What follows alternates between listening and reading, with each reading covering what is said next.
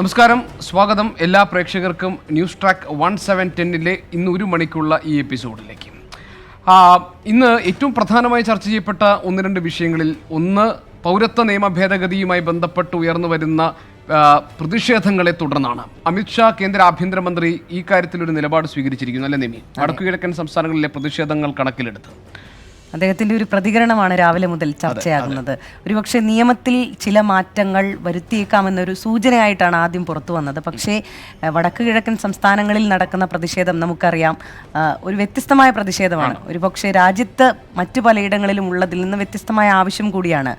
ഏത് വിഷയത്തിലാണ് അദ്ദേഹം ഇങ്ങനെ ഒരു നിലപാട് അറിയിച്ചത് എന്നുള്ളതിൽ വ്യക്തത വരണം. രാജ്യമെമ്പാടും പ്രതിഷേധം കനക്കുന്നുണ്ട് പൗരത്വ നിയമ ഭേദഗതിക്കെതിരെ. പക്ഷേ വടക്ക് കിഴക്കൻ സംസ്ഥാനങ്ങളിൽ ആവശ്യം മറ്റൊന്നാണ്. അത് പൂർണ്ണമായും ഈ കുടിയേറ്റത്തെ, അനധികൃത കുടിയേറ്റത്തെ ഇല്ലാതാക്കണം എന്നതാണ്. അതല്ലാതെ മുസ്ലിം പൗരന്മാർക്ക് മാത്രമായി അത് നിജപ്പെടുത്തി അവരെ ഒഴിവാക്കുന്ന തരത്തിലുള്ള ഒരു വിവേചനത്തിനെതിരെയല്ല. പക്ഷേ മറ്റിടങ്ങളിലെ പ്രതിഷേധത്തിൻ്റെ സ്വഭാവം വേറൊന്നാണ്. അത് രാജ്യത്തെ ജനങ്ങളെ വിഭജിക്കുന്നു എന്നതിൻ്റെ പേരിലാണ്.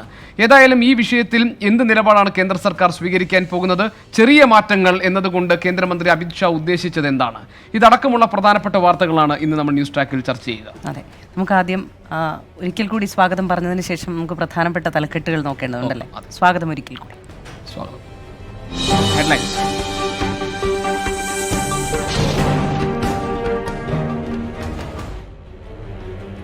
നമുക്ക് തലക്കെട്ടുകൾ നോക്കാം. പൗരത്വ നിയമ ഭേദഗതിയിൽ വടക്കു കിഴക്കൻ സംസ്ഥാനങ്ങളെ ആശ്വസിപ്പിച്ച് കേന്ദ്ര ആഭ്യന്തരമന്ത്രി അമിത്ഷാ. ആവശ്യമെങ്കിൽ കൂടുതൽ ചർച്ചകൾക്ക് തയ്യാർ. സംസ്ഥാനങ്ങളുടെ ആശങ്ക പരിഹരിക്കുമെന്നും മേഘാലയ മുഖ്യമന്ത്രിയുമായുള്ള ചർച്ചയിൽ അമിത്ഷാ. നിയമത്തിനെതിരെ പ്രതിഷേധം ശക്തം.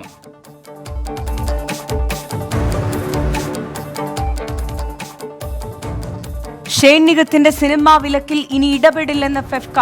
ഷെയ്ന്റെ വാദങ്ങൾ കള്ളമെന്ന് ബോധ്യപ്പെട്ടെന്ന ജനറൽ സെക്രട്ടറി ബി ഉണ്ണികൃഷ്ണൻ. നടൻ പ്രൊഫഷണൽ മര്യാദകൾ ലംഘിച്ചു. പുതുതലമുറ സിനിമാക്കാർ ലഹരി ഉപയോഗിക്കുന്നവരാണോ എന്ന് അറിയില്ലെന്നും ബി ഉണ്ണികൃഷ്ണൻ 24/360.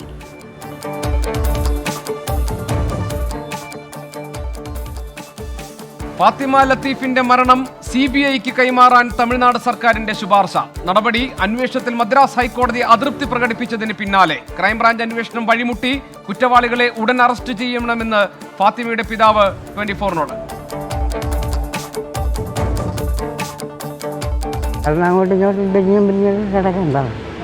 അല്ല, കിടക്കാൻ വഴിയില്ലാത്തതുകൊണ്ട് അത് ചെയ്തു. എനിക്ക് എങ്ങോട്ടെങ്കിലും സ്ഥലം കിട്ടിയാൽ ഞാൻ അങ്ങോട്ട് മാറാം. തലചായ്ക്കാൻ ഇടമില്ലാതെ തിരുവനന്തപുരം നെടുമങ്ങാട് 75-കാരന്റെ നരകജീവിതം. പാലത്തിനടിയിൽ ചാക്കുകൾ കെട്ടിമറച്ച കൂരയിൽ വൃദ്ധൻ പിന്നിട്ടത് വർഷങ്ങൾ. ഒറ്റയ്ക്ക് താമസിക്കുന്നവർക്ക് വീടോ സ്ഥലമോ നൽകാനാവില്ലെന്ന് അധികൃതർ. നഷ്ടത്തിലായ KSRTCക്ക് വീണ്ടും തിരിച്ചടി. സമയപരിധി തീർന്ന് 420 സൂപ്പർ ക്ലാസ് ബസ്സുകളുടെ പെർമിറ്റ് അടുത്ത മാസം റദ്ദാകും.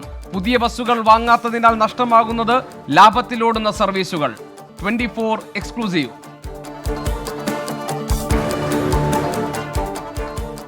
ദേശീയ സ്കൂൾ കായികമേളയിൽ കേരളത്തിന് ഓവറോൾ കിരീടം.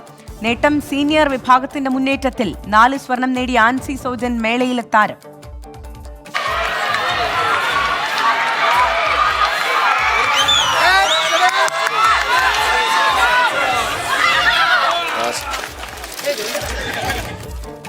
ഇന്ത്യ വെസ്റ്റ് ഇൻഡീസ് ഏകദിന പരമ്പരയ്ക്ക് അല്പസമയത്തിനകം തുടക്കം.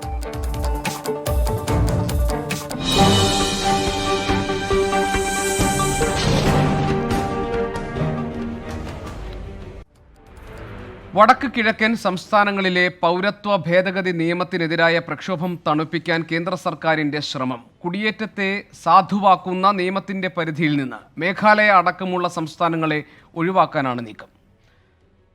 എന്തായാലും നമ്മൾ തുടക്കത്തിൽ സൂചിപ്പിച്ചതുപോലെ തന്നെയല്ലേ, മറ്റ് സംസ്ഥാനങ്ങളിൽ ഒരുപക്ഷെ ഈ വലിയ പ്രക്ഷോഭങ്ങളും പ്രതിഷേധങ്ങളും തുടരുന്ന സാഹചര്യത്തിൽ ഒരു ആശ്വാസകരമായ നടപടി അല്ലെങ്കിൽ അവരെ തണുപ്പിക്കാനുള്ളൊരു നീക്കം എന്ന് തന്നെ അതെ നിമിയ, മാത്രമല്ല അമിത്ഷായുടെ വാക്കുകളിൽ നിന്ന് മനസ്സിലാകുന്ന കാര്യം, അദ്ദേഹത്തെ കാണാൻ മേഘാലയ മുഖ്യമന്ത്രി വരുന്നു, അദ്ദേഹം പറയുന്നു ഈ ക്രിസ്മസ് നിങ്ങൾ നന്നായി ആഘോഷിക്കൂ, അതിനുശേഷം എൻ്റെ അടുത്ത് വരൂ, ആരാംസെ വളരെ സാവകാശം സമാധാനപരമായി നമുക്ക് നിങ്ങളുടെ പ്രശ്നങ്ങൾ ചർച്ച ചെയ്യാമെന്നാണ്. ഏതായാലും ഈ നിയമത്തിൻ്റെ കാര്യത്തിൽ വടക്ക് കിഴക്കൻ സംസ്ഥാനങ്ങൾ ഉയർത്തുന്ന ആവശ്യം നിമി നേരത്തെ പറഞ്ഞതുപോലെ വ്യത്യസ്തമാണ്. ആ ആശങ്കകൾ പരിഹരിക്കാനുള്ള ശ്രമമായിരിക്കും കേന്ദ്ര സർക്കാരിൻ്റെ ഭാഗത്തുണ്ടാകും. പക്ഷേ രാജ്യത്തെമ്പാടും നിന്നും ഉയരുന്ന പ്രതിഷേധം ഈ രാജ്യത്തെ ജനങ്ങളെ വിഭജിക്കുന്നു എന്നുള്ളതാണ്. അതിൽ എന്ത് നിലപാട് കേന്ദ്ര സർക്കാർ സ്വീകരിക്കുമെന്നതിൽ വ്യക്തത. അതെ, ഏതായാലും അതും കാണാതിരിക്കാൻ കേന്ദ്ര സർക്കാരിന് കഴിയില്ല ഈ വലിയ പ്രക്ഷോഭങ്ങൾ തുടരുന്ന സാഹചര്യം. അതെ, അതിലെന്താണെന്ന് നമുക്ക് നോക്കാം. ഏതായാലും അമിത്ഷാ ഒരു റാലിയെ അഭിസംബോധന ചെയ്യുന്നതിനിടെയാണ് ഈ ഇപ്പോൾ ഉയർന്നു വരുന്ന പ്രതിഷേധങ്ങളെക്കുറിച്ചുള്ള പരാമർശം ഉണ്ടായതും മേഘാലയ മുഖ്യമന്ത്രിക്ക് അദ്ദേഹം നൽകിയിട്ടുള്ള ഉറപ്പിനെ കുറിച്ച് സംസാരിച്ചതും. ആദ്യം അദ്ദേഹത്തിന്റെ വാക്കുകൾ കേൾക്കാം.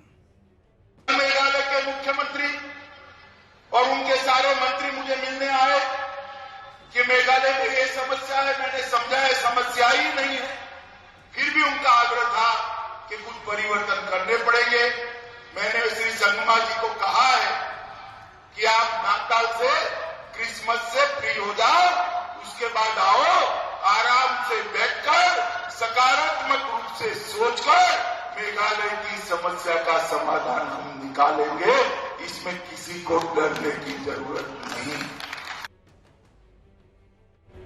വിശദാംശങ്ങളുമായി ആർ രാധാകൃഷ്ണൻ ചേരുന്നുണ്ട് ഡൽഹിയിൽ നിന്നും. രാധാകൃഷ്ണൻ, ഇന്ന് രാവിലെയാണ് അമിത്ഷായുടെ പ്രതികരണം വന്നത്. അദ്ദേഹം അതിൽ പറയുന്നത് ആശങ്കകളൊന്നും വേണ്ട, അത് പരിഹരിക്കാൻ ചർച്ചകൾ തുടരാം എന്നുള്ളതാണ്. അദ്ദേഹത്തിന്റെ വാക്കുകളിൽ കേൾക്കാൻ കഴിയുന്നതും അതാണ്. എന്താണ് അദ്ദേഹം അങ്ങനെ ഒരു ഉറപ്പ് നൽകുന്നതിലൂടെ ഉദ്ദേശിക്കുന്നത്?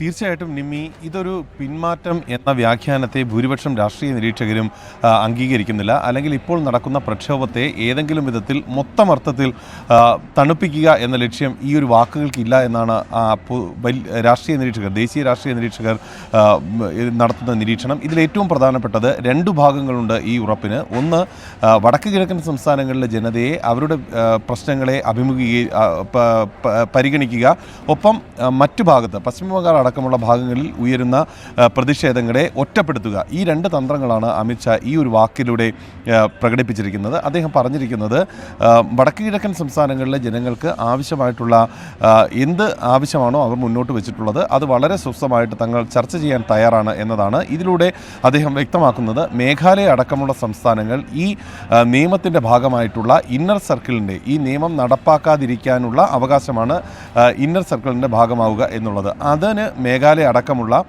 സംസ്ഥാനങ്ങൾക്ക്, സംസ്ഥാനത്തിനും അസമിലെ പല ജില്ലകൾക്കും അവസരം ലഭിച്ചിട്ടില്ല. ഈ സംസ്ഥാനത്തെയും ഒപ്പം അസമിലെ പല ജില്ലകളെയും ഇതിൻ്റെ ഭാഗമാക്കി ഉൾപ്പെടുത്താം, ഇന്നർ സർക്കിളിൻ്റെ ഭാഗമായി ഉൾപ്പെടുത്താം എന്ന കാര്യമാണ് ഫലത്തിൽ അമിത്ഷാ സൂചിപ്പിച്ചിരിക്കുന്നത്. ഇത് വടക്ക് കിഴക്കൻ സംസ്ഥാനങ്ങളിൽ നടക്കുന്ന പ്രക്ഷോഭത്തെ, നമുക്കറിയാവുന്നതുപോലെ നേരത്തെ ഗോപി സൂചിപ്പിച്ചതുപോലെ മറ്റ് സ്ഥലങ്ങളിൽ പശ്ചിമബംഗാളിലടക്കം നടക്കുന്ന പ്രക്ഷോഭങ്ങളുടെ ലക്ഷ്യമല്ല ഈ സമരങ്ങളിൽ, ഈ വടക്ക് കിഴക്കൻ സംസ്ഥാനങ്ങളിൽ നടക്കുന്ന സമരങ്ങൾക്ക് ആ സമരം അവസാനിപ്പിക്കുക എന്നുള്ളതാണ് ഇപ്പോഴത്തെ സർക്കാരിൻ്റെ ലക്ഷ്യം. അതിനുശേഷം പശ്ചിമ ബംഗാൾ അടക്കമുള്ള സ്ഥലങ്ങളിൽ ഈ നടക്കുന്ന പ്രക്ഷോഭങ്ങളെ രാഷ്ട്രീയമായി തന്നെ നേരിടുകയും അതിൻ്റെ രാഷ്ട്രീയമായി രണ്ട് സാഹചര്യങ്ങളുണ്ടല്ലോ. ഒന്ന്, രാധാകൃഷ്ണൻ പറഞ്ഞതുപോലെ തന്നെ ഇപ്പോൾ ദേശീയ തലത്തിൽ ഉയർന്നു വരുന്ന പ്രക്ഷോഭങ്ങൾക്ക് ഒരു മുഖമാണുള്ളത്. അത് ജനങ്ങളെ വിഭജിക്കുന്ന, മതാടിസ്ഥാനത്തിൽ ഈ രാജ്യത്തെ രണ്ടാക്കി മാറ്റുന്ന നടപടി കേന്ദ്ര സർക്കാർ തുടരുന്നു എന്നതിലുള്ള രാഷ്ട്രീയ പ്രതിഷേധമാണ്. അതിനോട് ഈ കേന്ദ്ര സർക്കാർ കണ്ണടയ്ക്കുകയും മറുഭാഗത്ത് ഒരു അനധികൃത കുടിയേറ്റവും വേണ്ട എന്ന ആവശ്യം ഉന്നയിച്ച് നടക്കുന്ന പ്രതിഷേധത്തിന് താൽക്കാലികമായി പരിഹാരം ഉണ്ടാക്കാൻ ശ്രമിക്കുകയും ചെയ്യുന്നു. എന്തുകൊണ്ടാണ് ഈ സമീപനം കേന്ദ്ര സർക്കാർ സ്വീകരിക്കുന്നത്? മറ്റൊന്ന്, പശ്ചിമ ബംഗാളിൽ അതിരൂക്ഷമായ സ്ഥിതിഗതികൾ രൂപപ്പെടുകയാണ്. അവിടെ തെരഞ്ഞെടുപ്പ് നടക്കാനിരിക്കുന്നു. ഈ സാഹചര്യത്തെ BJPക്ക് രാഷ്ട്രീയമായി മുതലെടുക്കാൻ വേണ്ടിയുള്ള നീക്കങ്ങൾ ഇതിന് പിന്നിൽ പ്രവർത്തിക്കുന്നുണ്ടോ? തീർച്ചയായിട്ടും ഗോപി, ഇക്കാര്യത്തിൽ വളരെ വ്യക്തമാണ് കാര്യങ്ങൾ. നമ്മൾ ഈ സൂചിപ്പിച്ച അല്ലെങ്കിൽ അമിത്ഷായുടെ വാക്കുകൾ നൽകുന്ന രണ്ടാം ഭാഗത്തിൻ്റെ രാഷ്ട്രീയ പ്രസക്തി അതുതന്നെയാണ്. ഒപ്പം BJPയുടെ ദേശീയ സെക്രട്ടറി ഇന്നലെ നടത്തിയ പ്രസ്താവന കൂടി കൂട്ടി വായിച്ചാൽ എന്താണ് ലക്ഷ്യം എന്ന കാര്യം സുവ്യക്തമാകും. ഇതിലേറ്റവും പ്രധാനപ്പെട്ടത്, ഇങ്ങനെ പ്രശ്നം പശ്ചിമ ബംഗാളിൽ തുടരുകയാണെങ്കിൽ അല്ലെങ്കിൽ സർക്കാരിനത് നിയന്ത്രിക്കാൻ സാധിച്ചില്ലെങ്കിൽ സർക്കാരിനെ പിരിച്ചുവിടുന്നതടക്കമുള്ള കാര്യങ്ങളിലേക്ക് നീങ്ങണം എന്ന നിർദ്ദേശമാണ് BJPയുടെ ദേശീയ നേതൃത്വം തന്നെ മുന്നോട്ട് വെച്ചിരിക്കുന്നത്. ഈ ഒരു സാഹചര്യത്തിൽ അതടക്കമുള്ള വിഷയങ്ങളിലേക്ക് നീങ്ങാനായിട്ടുള്ള ശ്രമമാണ് ഇത് നടത്തുന്നത്. ഫലത്തിൽ ഈ നിയമം, ഇപ്പോഴത്തെ ഈ പൗരത്വ ഭേദഗതി നടപ്പാക്കുന്നതോടുകൂടി ബംഗ്ലാദേശിൽ നിന്ന് അടക്കമുള്ള സ്ഥലങ്ങളിൽ നിന്ന് എത്തിയിട്ടുള്ള ഹിന്ദു അടക്കമുള്ള മതവിഭാഗങ്ങൾക്ക് ഈ ആനുകൂല്യം ലഭിക്കുകയും മറ്റുള്ള ഇസ്ലാം മതസ്ഥരായിട്ടുള്ള കുടിയേറ്റക്കാർക്ക് അവർക്ക് എങ്ങുമില്ലാത്ത ഒരവസ്ഥ ഉണ്ടാവുകയും ചെയ്യുന്നു. ഒരുപക്ഷെ അവർക്ക് ഈ സ്വദേശത്തേക്ക് മടങ്ങേണ്ട സാഹചര്യം അടക്കമുണ്ടാകുന്നതാണ് വിഷയം. ഈ ഒരു സാഹചര്യത്തിൽ ഇതിനെ രാഷ്ട്രീയമായി നേരിടാൻ സാധിക്കും. ഇങ്ങനെ ഉയരുന്ന പ്രതിഷേധങ്ങൾ, ഇപ്പോൾ പശ്ചിമ ബംഗാളിൽ വലിയ രീതിയിൽ പ്രതിഷേധം ഉയരുന്നെന്ന് പറഞ്ഞാലും അതിന് സമാനമായിട്ട് എതിർവികാരത്തോടു കൂടി ഒരു വലിയ വിഭാഗം പശ്ചിമ ബംഗാളിൻ്റെ വിവിധ ഭാഗങ്ങളിൽ ഉണർന്നു വരുന്നുണ്ട്. അങ്ങനെയുള്ള പ്രതിഷേധങ്ങൾക്ക് നേതൃത്വം നൽകുക കൂടി ചെയ്യുക വഴി ഏറ്റവും പ്രധാനമായിട്ട് പശ്ചിമ ബംഗാളിലെ BJPയുടെ സംസ്ഥാന അധ്യക്ഷൻ ദിലീപ് ഘോഷ് ഇന്നലെ പറഞ്ഞ വാക്കുകൾ കൂടി ഈ ഘട്ടത്തിൽ നമുക്ക് നോക്കേണ്ടതുണ്ട്. ആദ്യം പൗരത്വ രജിസ്റ്റർ നടപ്പാക്കുന്ന സംസ്ഥാനം ബംഗാളായിരിക്കും. ഇത് സംബന്ധിച്ച ഉറപ്പ് BJP ദേശീയ നേതൃത്വം നൽകിയിട്ടുണ്ട് എന്നുള്ളതാണ്. അപ്പോൾ ആദ്യം ഈ അസമിന് ശേഷം പൗരത്വ രജിസ്റ്റർ നടപ്പാക്കുന്ന സംസ്ഥാനമായി പശ്ചിമ ബംഗാൾ മാറുമ്പോൾ നിലവിലുള്ള സാഹചര്യത്തിൽ പൗരത്വ നിയമം അനുസരിച്ച് ആനുകൂല്യം ലഭിച്ച മുസ്ലിം ഇതര മതസ്ഥരായിട്ടുള്ള കുടിയേറ്റക്കാർക്ക് അവരുടെ പൗരത്വം ലഭിക്കുകയും മറ്റുള്ളവർക്ക് പുറത്തു പോവുകയും ചെയ്യുന്ന ഒരു രാഷ്ട്രീയ സാഹചര്യം. ഇപ്പോൾ അത് BJPക്ക് അനുകൂലവും തൃണമൂൽ കോൺഗ്രസിന് എതിരായിട്ടുമുള്ള രാഷ്ട്രീയമാകും ഉണ്ടാക്കുക. അതുകൊണ്ട് തന്നെ ഇപ്പോൾ തുടരുന്ന പ്രതിഷേധങ്ങൾ അത് അല്പം ആളിക്കത്തിയാലും ശരി അതിൻ്റെ രാഷ്ട്രീയ നേട്ടം തങ്ങൾക്കുണ്ടാകും എന്ന നിരീക്ഷണം തന്നെയാണ് കേന്ദ്ര സർക്കാരിന് ഉള്ളത്. ഇനി അത് പരിധി വിടുന്നു എന്ന് തോന്നിപ്പിക്കുന്ന സാഹചര്യത്തിൽ ഇടപെടാനായിട്ടുള്ള അവസരവും സർക്കാരിനെ പിരിച്ചുവിടുന്നതടക്കമുള്ള നടപടികളിലേക്ക് കടക്കാൻ, അതൊരു ആവേശമുണ്ടാക്കുന്ന നടപടി എന്നൊക്കെയുള്ള തരത്തിൽ പല ഘട്ടങ്ങളിലും അമിത്ഷാ മുതലെടുത്തിട്ടുള്ള രാഷ്ട്രീയ തന്ത്രം എന്ന രീതിയിൽ വിശദാംശങ്ങൾ നൽകിയത്. രാധാകൃഷ്ണൻ പറഞ്ഞതുപോലെ തന്നെ ഈ ദേശീയ പൗരത്വ ഭേദഗതിക്കെതിരെ ഉയർന്നു വരുന്ന പ്രതിഷേധങ്ങളെ രണ്ട് രീതിയിൽ നേരിടാനാണ് കേന്ദ്ര സർക്കാർ ഇപ്പോൾ തീരുമാനിച്ചിരിക്കുന്നത്. ഒന്ന്, വടക്കുകിഴക്കൻ സംസ്ഥാനങ്ങൾ ഉന്നയിച്ചിരിക്കുന്ന ആവശ്യങ്ങളോട് രമ്യതയിൽ പരിഹരിക്കാനുള്ള ഒരു സമീപനവും, അതേസമയം തന്നെ വെസ്റ്റ് ബംഗാളിൽ തെരഞ്ഞെടുപ്പ് വരാൻ പോവുകയാണ്. രാഷ്ട്രീയമായ ഒരു മൈലേജ് ഉണ്ടാക്കാൻ BJPക്ക് പറ്റുന്ന സാഹചര്യമാണ്. അത് പരമാവധി മുതലെടുക്കാനുള്ള ശ്രമവും, അതായത് മമതാ ബാനർജി സർക്കാരിനെ ഒറ്റപ്പെടുത്തുന്ന അല്ലെങ്കിൽ അവരെ പ്രതിരോധത്തിലാക്കുന്ന സമീപനം സ്വീകരിക്കുക. രാഷ്ട്രീയമായി BJPയുടെ നീക്കങ്ങൾ ഇതൊക്കെയാണ്. ഇപ്പോൾ രാധാകൃഷ്ണൻ റിപ്പോർട്ടിൽ നിന്ന് അതാണല്ലോ മനസ്സിലാക്കുന്നത്. തീർച്ചയായും ഡൽഹിയിലും വലിയ രീതിയിലുള്ള പ്രതിഷേധങ്ങൾ, ജാമിയ മിലിയ സർവകലാശാല അടക്കം ഇന്നലെ അടച്ചിടേണ്ട ഒരു സാഹചര്യമുണ്ടായി. വിദ്യാർത്ഥികളുടെ പ്രക്ഷോഭം വളരെ ശക്തമായി ഇപ്പോഴും നടക്കുന്നുണ്ട് എന്നുള്ളതാണ്. അതുമായി ബന്ധപ്പെട്ട റിപ്പോർട്ടിലേക്കാണ്. പൗരത്വ ഭേദഗതി നിയമത്തിനെതിരെ ഡൽഹിയിൽ വടക്കുകിഴക്കൻ സംസ്ഥാനങ്ങളിലെ വിദ്യാർത്ഥികളുടെ പ്രതിഷേധം. മതവ്യത്യാസമില്ലാതെ മുഴുവൻ കുടിയേറ്റക്കാരെയും പുറത്താക്കണമെന്ന് വിദ്യാർത്ഥികൾ ആവശ്യപ്പെട്ടു. കേന്ദ്രം വർഗീയത ഇളക്കിവിടരുതെന്നും ഹിന്ദു രാഷ്ട്ര നിർമ്മാണത്തിനായി കുടിയേറ്റ വിഷയം ഉപയോഗിക്കരുതെന്നും വിദ്യാർത്ഥികൾ താക്കീത് ചെയ്തു. ഡൽഹിയിലെ ജന്തർ മന്ദറിൽ നിന്ന് MP പ്രദീപ് കുമാർ തയ്യാറാക്കിയ റിപ്പോർട്ട്. പൗരത്വ ഭേദഗതി ബില്ലിനെതിരെ വലിയ തോതിൽ പ്രക്ഷോഭങ്ങൾ നടന്നുകൊണ്ടിരിക്കുകയാണ്. വടക്കിഴക്കൻ സംസ്ഥാനങ്ങളിൽ ഇപ്പോഴും ഈ പ്രതിഷേധങ്ങൾ തുടരുകയാണ്. എന്തായാലും ഇപ്പോൾ ഈ ഡൽഹിയിലെ ജന്തർ മന്ദിറിൽ നമുക്കിപ്പോൾ ഇവിടെ കാണാം. വടക്കിഴക്കൻ സംസ്ഥാനങ്ങളിലെ വിദ്യാർത്ഥികളാണ് ഇവിടെ പ്രതിഷേധം നടത്തുന്നത്. ഇവരുടെ പ്രധാന ആവശ്യമെന്ന് പറയുന്നത് ഇപ്പോൾ ഈ പറഞ്ഞതുപോലെയുള്ള ഒരു ഭേദഗതി കൊണ്ടുവരുന്നത്, അതായത് മുസ്ലിങ്ങളെ ഒഴിവാക്കിക്കൊണ്ട് ബാക്കിയുള്ള ആൾക്കാർക്ക് ഇവിടെ കുടിയേറ്റത്തിന് വേണ്ടി അനുമതി നൽകുന്ന വ്യക്തികൾക്ക് ഇവിടെ പൗരത്വം നൽകുന്ന ആ ഭേദഗതി, അതിനെ ഇവർ പൂർണ്ണമായും തള്ളിക്കളയുകയാണ്. ഇവർ പറയുന്നത് ഒരു മതത്തിൻ്റെയോ ഒന്നിൻ്റെയും അടിസ്ഥാനത്തിലല്ല ഒരു കുടിയേറ്റക്കാരെ പോലും വടക്കിഴക്കൻ സംസ്ഥാനങ്ങളിൽ അനുവദിക്കാൻ സാധിക്കുകയില്ല. മുഴുവൻ പേരെയും പുറത്താക്കണം. കാരണം ഈ വടക്കിഴക്കൻ സംസ്ഥാനങ്ങളുടെ ഒരു തനിമയുണ്ട്, അതിൻ്റെ പൈതൃകമുണ്ട്. ആ പൈതൃകം കൃത്യമായി നിലനിർത്തേണ്ടതുണ്ട്. അതിൻ്റെ ഭാഗമായാണ് കാര്യങ്ങൾ കാണേണ്ടത്. അതല്ലാതെ ഇപ്പോൾ ഈ രാജ്യത്തെ വിഭജിക്കാനും മതത്തിൻ്റെ അടിസ്ഥാനത്തിൽ വിഭജിക്കാനും അതിൻ്റെ പേരിൽ വർഗീയത ഇളക്കിവിടാനുമാണ് ഇപ്പോൾ കേന്ദ്ര സർക്കാരിൻ്റെയും അമിത്ഷായുടെയും നരേന്ദ്രമോദിയുടെയും എല്ലാം തന്നെ ശ്രമം. ഇതൊരു കാരണവശാലും അംഗീകരിക്കാൻ സാധിക്കുകയില്ല. ഇത് മതേതരത്വ സങ്കല്പത്തിന് തന്നെ എതിരായിട്ടുള്ള കാര്യമാണ് എന്നുള്ളതാണ് ഇപ്പോൾ ഈ വിദ്യാർത്ഥികൾ പറഞ്ഞുകൊണ്ടിരിക്കുന്നത്. എന്തായാലും ഇപ്പോൾ വലിയ തോതിലുള്ള പ്രതിഷേധമാണ് ജന്തർ മന്ദർ കാണുന്നത്. നമുക്ക് ഈ വിദ്യാർത്ഥികളോട് തന്നെ ഇതുമായി ബന്ധപ്പെട്ട കാര്യങ്ങൾ ചോദിക്കാം. നമുക്കറിയാം ഇപ്പോൾ ഈ ഒരു ഇവിടെ തന്നെ ഇവരുടെ ബാനറുകളെല്ലാം ഇവിടെ കാണാം. അസം അക്കോർഡാണ് ഇവർ ഏറ്റവും പ്രധാനമായും പറയുന്നത്. കാരണം 1971 അസം അക്കോർഡ് ഉണ്ടാകുന്നത്. എന്തായാലും നമുക്ക് ഇവരോട് തന്നെ ചോദിക്കാം. Basically, Assam has always been a liberal state. My mother is Hindu, my father is Muslim. My mother is not a convert. She's a Hindu, her name is Sangeeta Bora Ahmed, and my ancestors have fought for Assam. The Muslims in Assam, Assamese Muslims, have fought 17 times against Mughal invasion, and which has not been taught in the textbooks of North India. We were a part of the Ahom dynasty, not a part of the Ahom army, and my family used to make cannons for them. So we used to fight against the Mughals. So we did not see brotherhood in Muslims, we saw brotherhood in Assam. So that is a main reason why we are so united. We have the same culture, and when a Bangladeshi from another state comes, he comes with a radical thought. Assam is a very even the Hindus in Assam are very liberal. The reason being that we have Honkori studies. Basically, our religion is Honkori, which is a very liberal. It's a liberal religion. That is the reason our mindsets can never be like that of the cow belt or what you call North India and other parts of some radical parts of India. Opposing the CAB. Yeah, we are opposing the CAB because number one, primarily it is anti-constitutional. You are defying the preamble of India, which kind of it changes the entire system. This is not acceptable in any way. And any person with non-radical thoughts, who are liberals and who are normal, who think from their heads, they know why this is not justified. India was never a communal place. It's always been the politics which has made it so.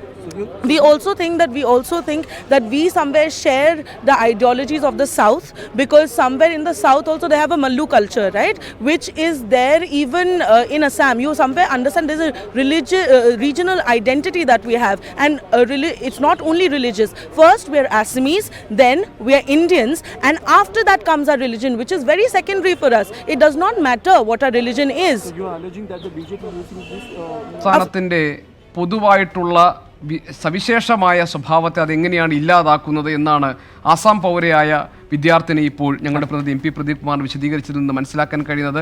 കൃത്യമായ ഒരു നിലപാടിൻ്റെ അടിസ്ഥാനത്തിൽ ഊന്നിക്കൊണ്ടാണ് ഇപ്പോൾ ഡൽഹിയിലെ വടക്കു കിഴക്കൻ സംസ്ഥാനങ്ങളെ പ്രതിനിധീകരിച്ചിട്ടുള്ള വിദ്യാർത്ഥികൾ അവരുടെ പ്രതിഷേധവുമായി മുന്നോട്ട് പോകുന്നത്. അതിൻ്റെ വിശദാംശങ്ങളായിരുന്നു MP പ്രദീപ് കുമാറിൻ്റെ റിപ്പോർട്ടിലെ ഉള്ളടക്കം.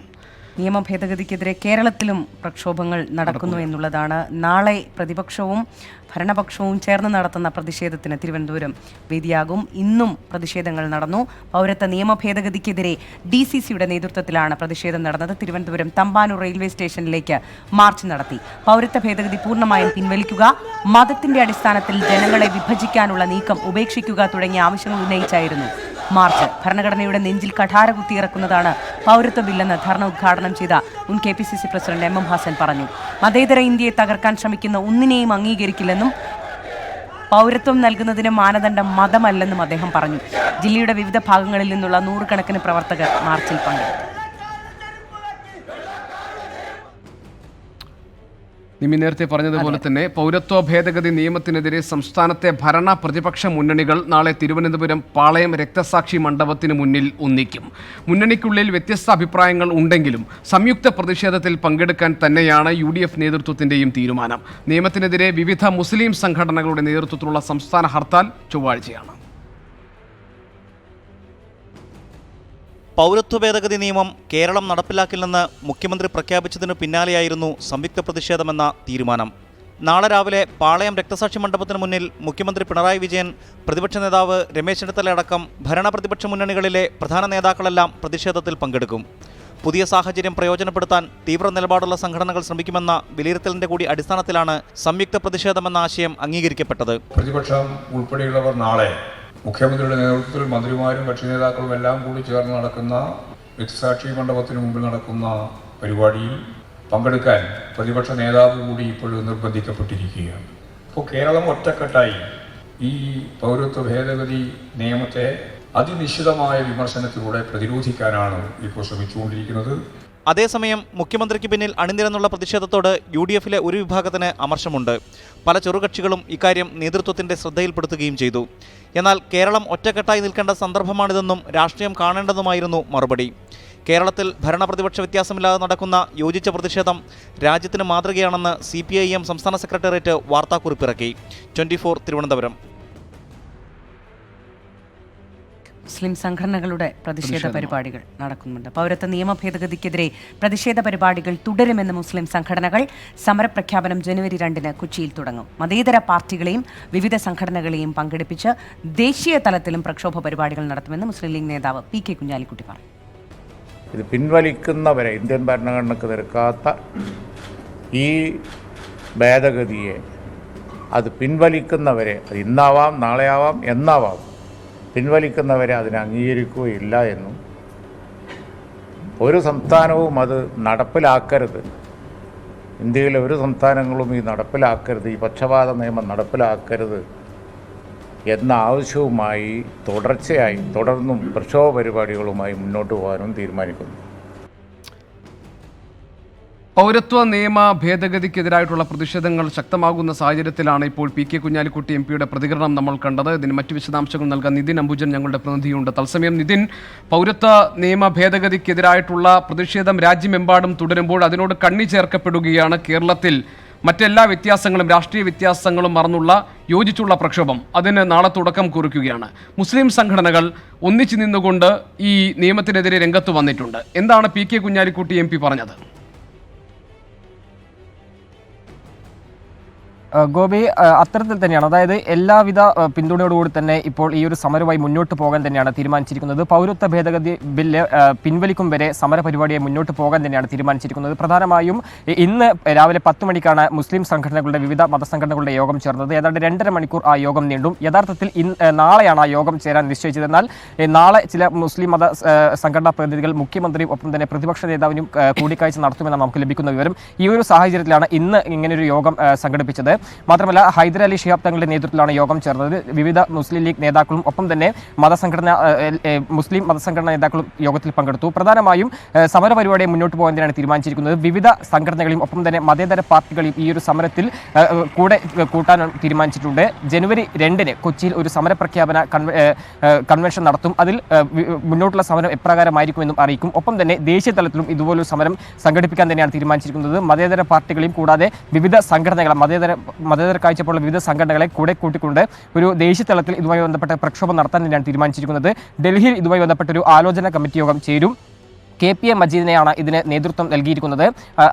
അത്തരമൊരു സബ് കമ്മിറ്റിയും ഇന്ന് രൂപീകരിച്ചിട്ടുണ്ട്. എന്തായാലും ഈ പൗരത്വ ഭേദഗതി ബില്ലിനെതിരെ ശക്തമായിട്ടുള്ള പ്രതിഷേധത്തിനാണ് മുസ്ലിം സംഘടനകൾ ഇപ്പോൾ തീരുമാനിച്ചിരിക്കുന്നത്. ഏതായാലും പൗരത്വ നിയമ ഭേദഗതിക്കെതിരെ അതിശക്തമായി ഒന്നിച്ചു നിന്ന് പോരാടാൻ വേണ്ടിയുള്ള ശ്രമങ്ങൾ തുടങ്ങിക്കഴിഞ്ഞു. മുസ്ലിം സംഘടനകൾ ഇതിന് ചുക്കാൻ പിടിച്ചുകൊണ്ട് നേതൃനിരയിൽ തന്നെയുണ്ട്. അതിന്റെ ഭാഗമായാണല്ലോ ഇപ്പോൾ ചൊവ്വാഴ്ച ഹർത്താലിന് ആഹ്വാനം ചെയ്തിരിക്കുന്നത്. പക്ഷേ ഹർത്താലുമായി ബന്ധപ്പെട്ട് ചില അഭിപ്രായ വ്യത്യാസങ്ങൾ ഉണ്ട് എന്ന് തോന്നുന്നു, വ്യക്തത കുറവുകൾ ഉണ്ടെന്ന് തോന്നുന്നു. പൗരത്വ നിയമ ഭേദഗതിക്കെതിരെ ഒരു വിഭാഗം ചൊവ്വാഴ്ച നടത്തുന്ന ഹർത്താലുമായി സഹകരിക്കില്ലെന്നാണ് കാന്തപുരം AP അബൂബക്കർ മുസ്ലിയാർ പ്രതികരിച്ചത്. പൗരത്വ ബില്ലിനെതിരായ പ്രക്ഷോഭത്തിന് ഫലം കാണുന്നുണ്ടെന്നാണ് മനസ്സിലാക്കുന്നത്. നിയമ ഭേദഗതിയിൽ തുടർന്നും ചർച്ചകൾ നടത്തുമെന്ന ആഭ്യന്തരമന്ത്രി അമിത്ഷായുടെ പ്രസ്താവനയ്ക്ക് എത്രത്തോളം ശക്തിയുണ്ടെന്ന് കാത്തിരുന്ന് കാണാമെന്നും കാന്തപുരം AP അബൂബക്കർ മുസ്ലിയാർ പറഞ്ഞു. ാണെന്നൊക്കെ പ്രഖ്യാപിക്കപ്പെട്ട ചില കക്ഷികളുണ്ട്. അവരെ നമ്മൾ കൂട്ടുപിടിക്കില്ല, അല്ലാത്തവരൊക്കെ കൂട്ടുപിടിക്കും. ഇത് മുതലെടുക്കുക എന്നുള്ള പേരൊന്നും ഞാൻ പറയുന്നില്ല. പക്ഷേ അവരുടെ നയങ്ങളും ഞങ്ങളുടെ നയങ്ങളുമായി കുറച്ച് വ്യത്യാസമുണ്ട്. അതാണ് ഞാൻ പറഞ്ഞത്. ഇവിടെ ഒരു അട്ടിമറിയും ഒരു വിപ്ലവം ഉണ്ടാക്കിയിട്ട് ഒരു മാറ്റം വരുത്തണമെന്നല്ല ഞങ്ങളുടെ ലക്ഷ്യം. ഞങ്ങളുടെ ലക്ഷ്യം സമാധാനപരമായി എല്ലാ ആവശ്യങ്ങളും നേടിയെടുക്കുക എന്ന ലക്ഷ്യമാണ്.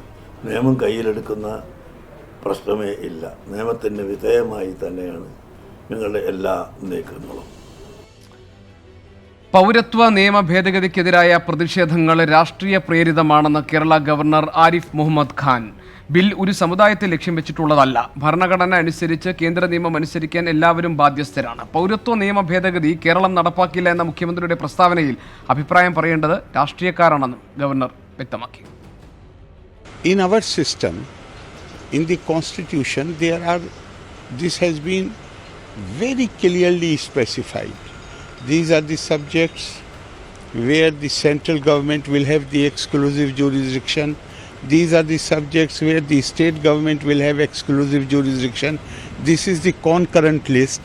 So sometimes there may be misunderstandings. We should not jump the gun.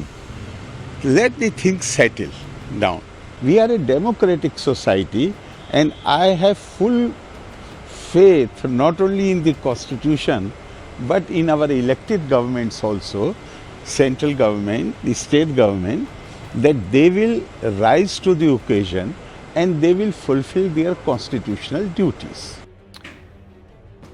Tom Kuriakose ഞങ്ങളുടെ പ്രതിനിധി മറ്റു വിശദാംശങ്ങൾ നൽകാനുണ്ട്. ടോം, ഈ പൗരത്വ നിയമ ഭേദഗതിക്കെതിരെ ഉയർന്നു വരുന്ന പ്രതിഷേധം എന്നത് രാഷ്ട്രീയ സ്വഭാവമുള്ളത് മാത്രമല്ല, സർക്കാർ തന്നെയും ആ പ്രതിഷേധത്തിനൊപ്പമാണ് എന്ന നിലപാട് സ്വീകരിച്ചിട്ടുണ്ട്. അതായത് ഈ നിയമം നടപ്പാക്കാൻ ഉണ്ടാകില്ല എന്ന് പിണറായി വിജയൻ പറഞ്ഞിട്ടുണ്ട്. ഈ ഘട്ടത്തിൽ എങ്ങനെയാണ് ഈ വിഷയത്തെ ഗവർണർ കാണുന്നത്?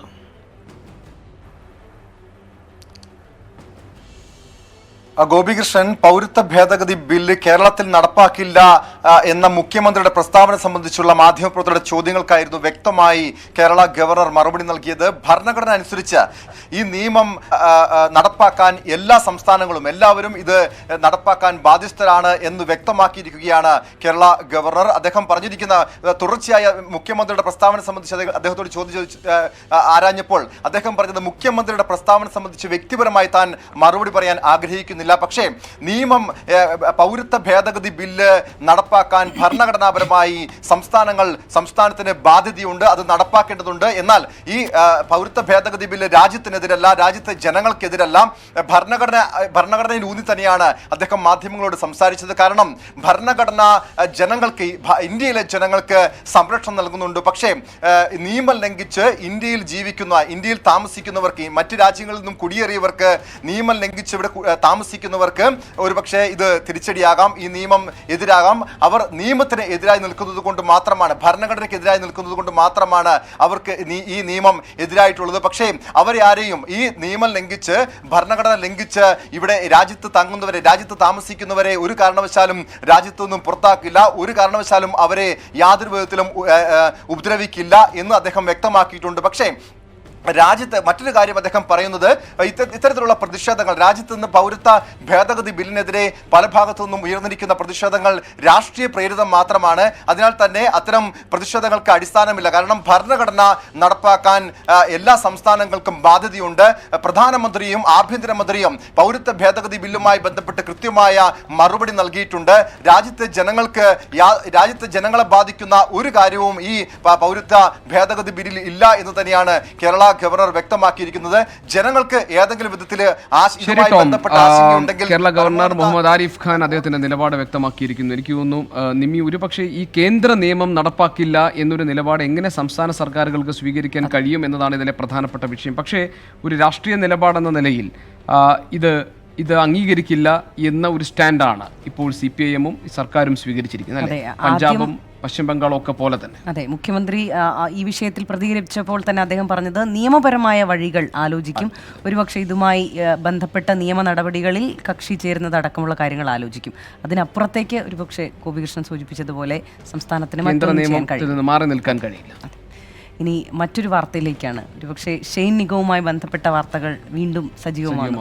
അതെ, ഷെയ്നിൻ്റെ ഒരു പ്രതികരണത്തിൽ നിന്നാണ് വീണ്ടും പ്രശ്നങ്ങൾ കൂടുതൽ വഷളായതെന്ന് തോന്നുന്നല്ലേ. കഴിഞ്ഞ ദിവസം IFFKക്ക് എത്തിയപ്പോൾ അവിടെ വെച്ച മാധ്യമപ്രവർത്തകരുടെ ഒരു ചോദ്യത്തിന് മനോരോഗം എന്നുള്ളൊരു വാക്ക് ഉപയോഗിച്ചുള്ളൊരു പ്രതികരണം. നിർമ്മാതാക്കളുടെ മനോഭാവമാണോ എന്ന് ചോദിച്ചപ്പോൾ മനോഭാവമാണോ അതോ മനോരോഗമാണോ എന്നാണ് ഷെയ്ൻ തിരിച്ചു. അതെ, ആ ഒരു വാക്ക് വലിയ പ്രതിഫലനങ്ങൾ ഉണ്ടാക്കി, ചർച്ചകളിലടക്കം. ഇപ്പോൾ B. ഉണ്ണികൃഷ്ണൻ ഗോപികൃഷ്ണനുമായി നടത്തിയ 360-ലാണ് അദ്ദേഹത്തിൻ്റെ ഒരു പ്രതികരണം നടത്തിയത്. ഏതായാലും ഈ വിഷയത്തിൽ ഷെയ്ൻ നിഗവുമായി ബന്ധപ്പെട്ട വിവാദങ്ങളിൽ ഫെഫ്ക തൽക്കാലം ഇടപെടില്ല എന്നാണ് ജനറൽ സെക്രട്ടറി B. ഉണ്ണികൃഷ്ണൻ്റെ പ്രതികരണം. ഷെയ്ൻ പ്രൊഫഷണൽ മര്യാദകൾ ലംഘിച്ചു, അദ്ദേഹത്തിൻ്റെ വാദങ്ങൾ കള്ളമാണെന്ന് ബോധ്യപ്പെട്ടെന്നും B. ഉണ്ണികൃഷ്ണൻ 24-ന്റെ 360-ൽ പറഞ്ഞു. ഒരു നടൻ ഷൂട്ടിംഗ് സെറ്റിൽ നിന്ന് ആരോടും പറയാതെ ഇറങ്ങിപ്പോവുക എന്നത് കേട്ടറിവില്ലാത്ത സംഗതിയാണ്. പാക്കപ്പ് എന്ന് പറഞ്ഞെന്ന ഷെയ്നിന്റെ വാദം ശുദ്ധ അസംബന്ധമാണ്. നമ്മൾ മനസ്സിലാക്കുന്നത് തീർച്ചയായിട്ടും പ്രൊഫഷണൽ മര്യാദകൾ വളരെ നഗ്നമായി ലംഘിക്കപ്പെട്ടിട്ടുണ്ട് ഈ നടൻ്റെ ഭാഗത്തുനിന്ന്. അപ്പോൾ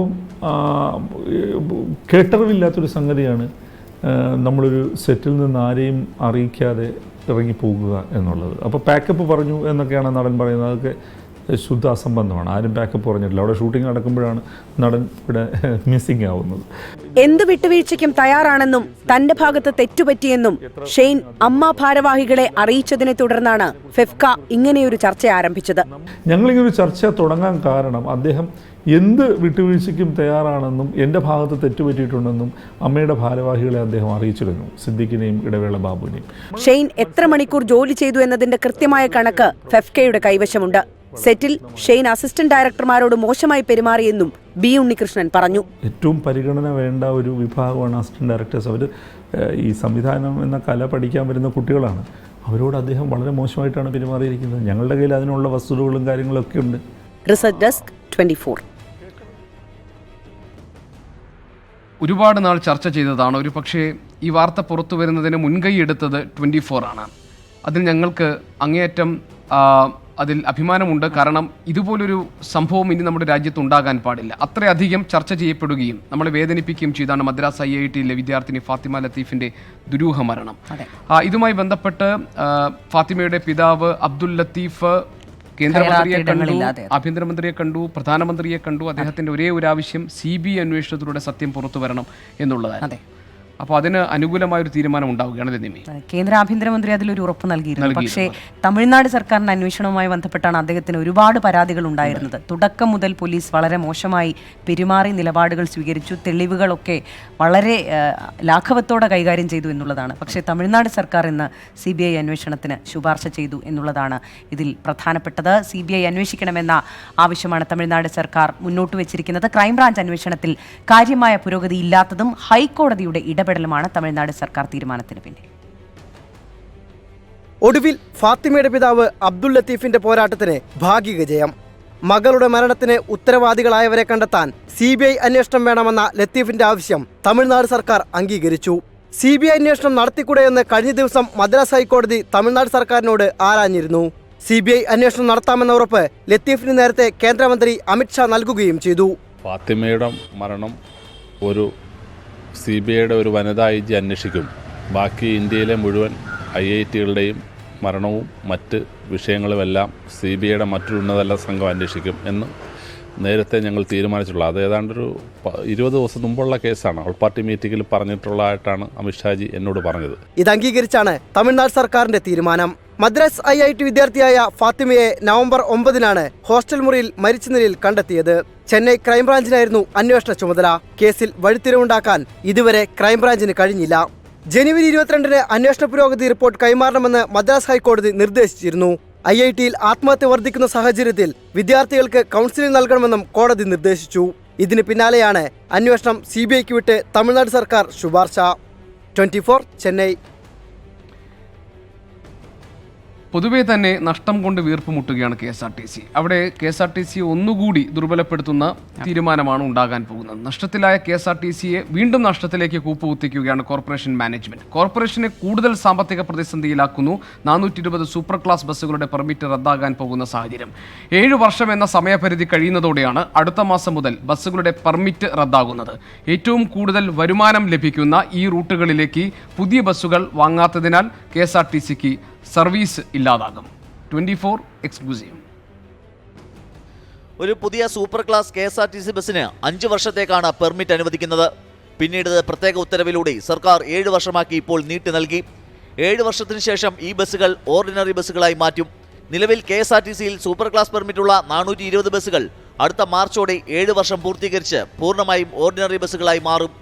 super fast, super express, super deluxe തുടങ്ങിയവയാണ് സൂപ്പർ ക്ലാസ് വിഭാഗത്തിൽപ്പെടുന്നത്. പുതിയ ബസ്സുകൾ വാങ്ങാത്തതിനാൽ ഇതിന് പകരമായി ബസ് സർവീസ് നടത്താനും KSRTCക്ക് കഴിയില്ല. അടുത്ത മാസം മുതൽ പെർമിറ്റ് റദ്ദായി തുടങ്ങും. കോർപ്പറേഷന് ഏറ്റവും കൂടുതൽ ലാഭം ഉണ്ടാക്കുന്ന ദീർഘദൂര സർവീസുകളുടെ പെർമിറ്റുകളാണ് റദ്ദാകുന്നത്. ശരാശരി 20,000 രൂപയ്ക്ക് മുകളിൽ കളക്ഷൻ ഉള്ളതാണ് ഈ പെർമിറ്റുകൾ.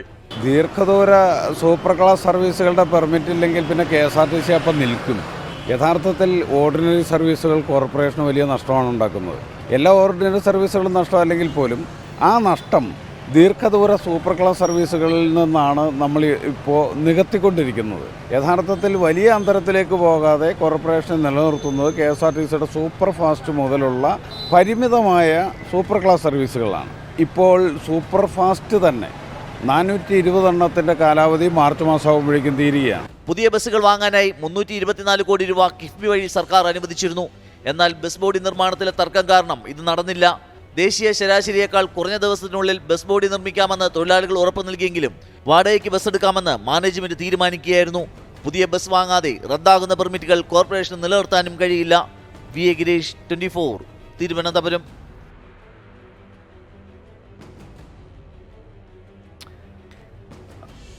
ഫാസ്ടാഗുമായി ബന്ധപ്പെട്ട് വലിയ പ്രശ്നങ്ങൾ നടക്കുന്നില്ലേ? ഒരുപക്ഷെ ഇന്നലെ നടപ്പാക്കാനിരുന്നതാണ്.